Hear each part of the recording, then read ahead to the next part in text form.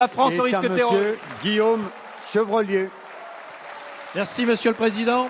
Ma question s'adresse au ministre de l'Agriculture. Monsieur le ministre, la colère gronde chez les agriculteurs dans tout l'ouest de la France. Mon département, la Mayenne, territoire à fort potentiel agricole par excellence, s'il vous plaît, allez. est bien évidemment concerné.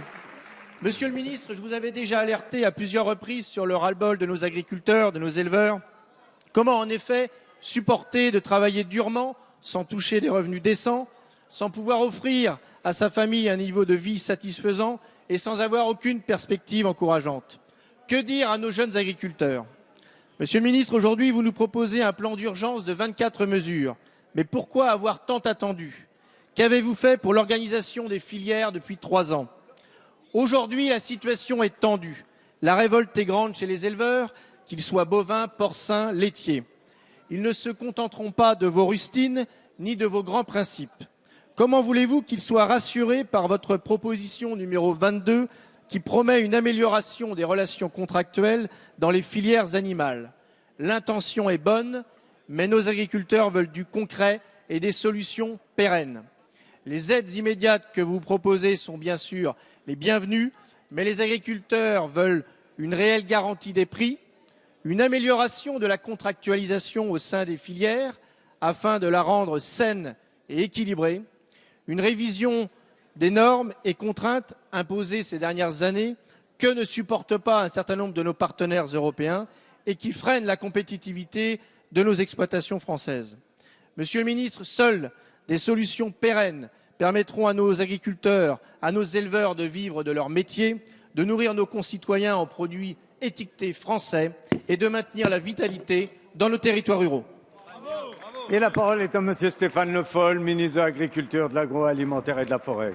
Monsieur le Président, Monsieur le député, sur le constat et le fait qu'il y ait eu des alertes, je les ai toutes entendues et depuis plus d'1 an sur cette question, on a travaillé par rapport, et je le dis, une situation qui a commencé avec la filière porcine, qui avait été aussi identifiée sur la filière bovine et qui, sur la question du lait, est venue, je le dis de manière très claire, d'un effondrement du prix à l'échelle mondiale de la poudre et du beurre et qui s'ajoute à la difficulté que nous avions sur les 2 autres filières.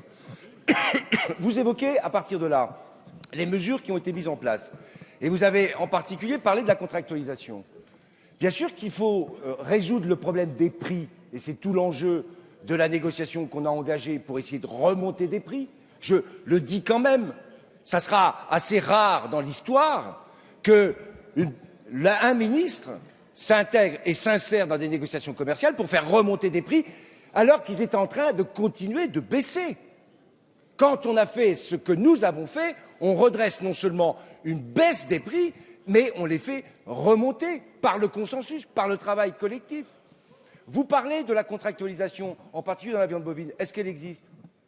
Elle n'existe pas. Vous me posez la question de savoir s'il y a une confiance entre les différents opérateurs et les producteurs aujourd'hui. Ça n'existe pas. C'est bien le sujet qui nous est posé. Comment on fait pour remettre de la confiance, du dialogue, de l'écoute?